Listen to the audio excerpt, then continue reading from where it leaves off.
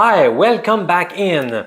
I'm Professor MJ, a former university statistics teacher turned professional handicapper.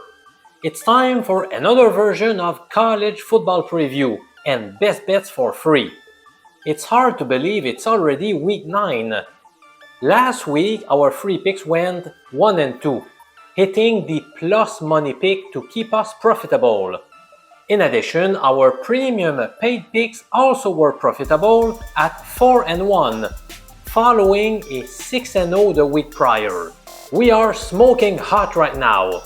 You can get on board with these college picks as well as other sports like the NBA and the NHL and others. Go to mjpicks.com or click on the link below. What are you waiting for? Now let's get into our picks for this week. I would like to introduce my friend who has been helping me out with college football this year. Please welcome in Stu. Hey Stu, Hey, Professor. Thanks for having me. how is it down there in Florida? Oh, it's great. It's like sun's out, perfect golf weather, perfect football weather, down into the 70s. Nice. Looks like it will be in the 40s up here in Canada. Well, let's get into the picks. What do you like this weekend? Well, certainly nothing in the 40s. That's freezing. Look, there are definitely some good games this weekend. Maybe not as many heavy hitters as we had last weekend, but there are several games here that are going to matter. Some teams are on the verge of getting bowl eligible, and others are just on the wrong end of the math. Uh, Maybe some of them we got to start quit watch on, and then some will get their postseason hopes dashed this weekend. So, looking at the totals, there is something in the 40s that I like. No, a lot of them are looking in the 60s. Like there's some big numbers. There's all the way up to 67. So maybe I need to scatter some unders there. Take an under 67 on some of these games. A lot of big numbers. Now there is a total that I do like. In this game, it's essentially an elimination from playoff contention. It's going to take place in Tuscaloosa Saturday, 3:30 Eastern. That's number 21 Missouri taking on number 15 Alabama. Now I feel like the loser of this game is all but out of the playoffs. I know we can rig the playoffs and get whoever in we want, but this basically is going to put the losing team behind it here. So that's going to ratchet up the pressure here. When this total came out, it came out at 56, and I had to do like a double take. Like, what? Do we trust either one of these offenses right now? So I just blindly bet it earlier. Since then, it's moved down to 50.5 in some places. So I'm a little less interested in down there, especially since we've moved through some of the key numbers. But I still don't think it's going to be a barn burner. Brady Cook leaving the hospital story is the legend's growing like the monster fish I caught 10 years ago. Like the more you tell the story, the bigger the fish gets. It did show a lot of heart to come back from the hospital and persevere like that. But it sounds like Cook is going to be out. So they're going to have to rely on their backup quarterback, Drew Pine. Also, I just don't think Missouri can run the ball anymore. Like Missouri, in their last game, they averaged 2.6 yards per attempt and against Auburn, and 2.3 per attempt at Texas A&M. Now, not that Alabama's been that remarkable against the run all year, but come on.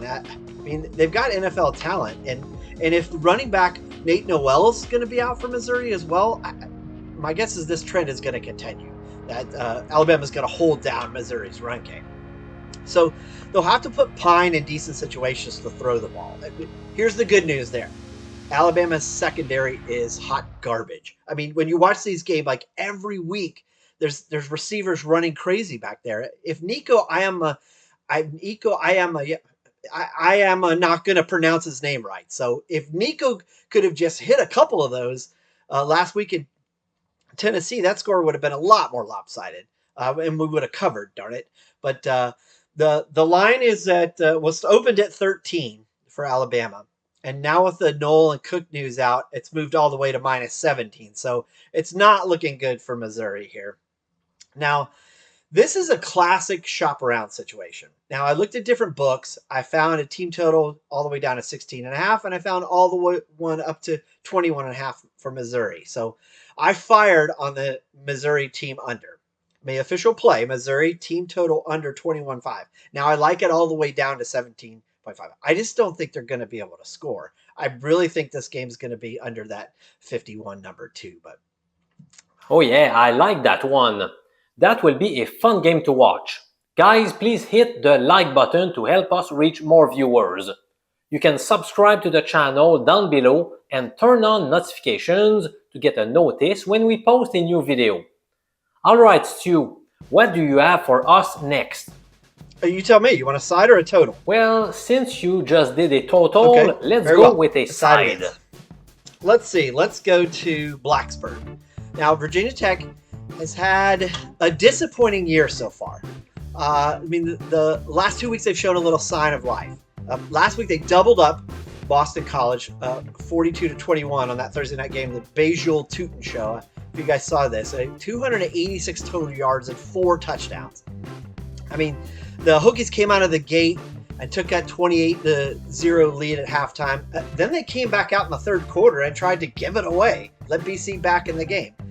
Their quarterback, Hokie quarterback, Kyron Drones, he's a conundrum for sure. Like, some games he looks like a Cam Newton project. Others he looks like a little kid lost on the playground.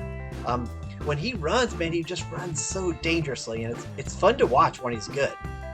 Now, Georgia Tech, they come into probably what's one of the most heralded home environments with what it sounds like is another game without Haynes King, a quarterback. So that means Zach Pyron or whoever their third string is will have to take the helm.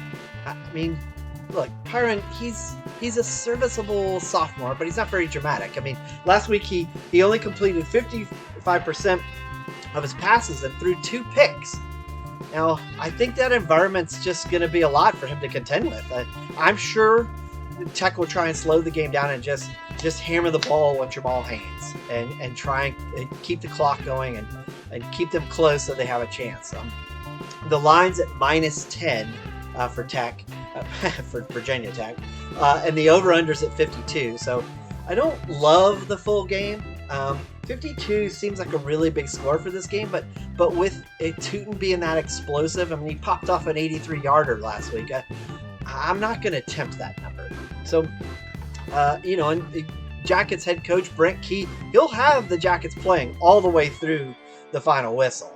Now, they got a garbage TD last time, did the Jackets, and I expect they might do it again. So I'm going to avoid the backdoor cover. Cue enter Sandman. I'm going with the first half line, Virginia Tech -5. Okay, now next on the list is quite possibly a candidate for the most interesting game of the weekend. Now, there's a matchup that a home team has never lost to this visiting team at their stadium. Like, in the history of college football, they've never lost to this team at home. Who is it? Vanderbilt. That's right, Vanderbilt has never lost to Texas in Nashville. Crazy, right? Well, the last time they played was like in the 1920s, so it's a little misleading. But on this Saturday at 4:15, number 5 Texas I cannot believe I'm going to say this. There's no way I've ever said this. Number 5 Texas at a ranked Vanderbilt team. Good for them for getting in at number 25. Beating Alabama a few weeks ago is really a big deal. And I think this game could actually be even bigger for Vandy if they can find a way to pull it off.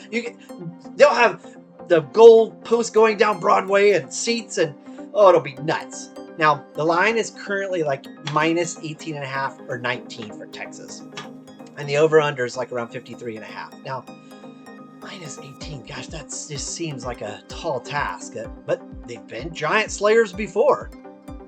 There's a lot of rumors swirling around quarterback Quinn Ewers. Like, is he hurt? Is there some controversy with Arch Manning?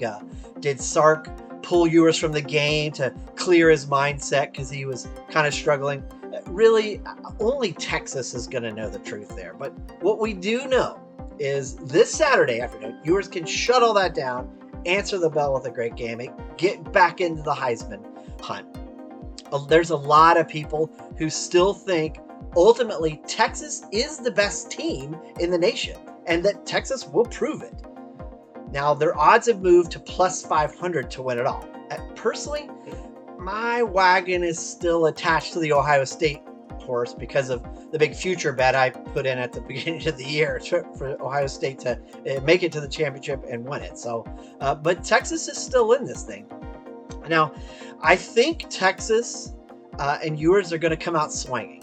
I think the recipe is for Texas to take their top 20 ranked passing offense that's averaging 8.6 yards per attempt to Vandy's defense, which is ranked 77th. So you've got number 17 versus number 77. So definitely a mismatch in Texas's favor. So the passing game is going to be a big plus this week. So it's definitely worth looking at wide receiver Isaiah Bond's receiving prop. Hint, hint, I've already got some action on that.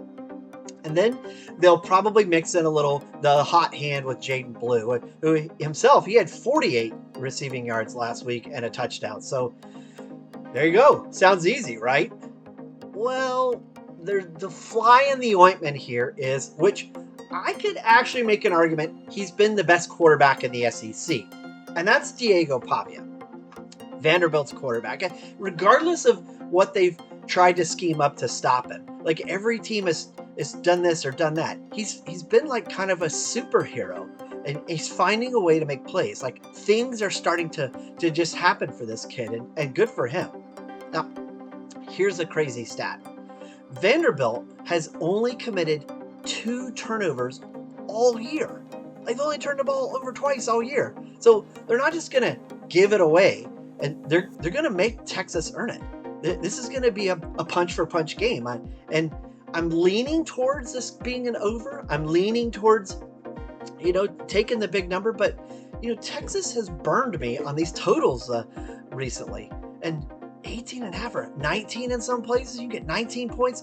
Man, that's a lot of points. And Diego Pavia getting 19 points. I think I'm going to take the points. We're going to go with the Commodores plus 19.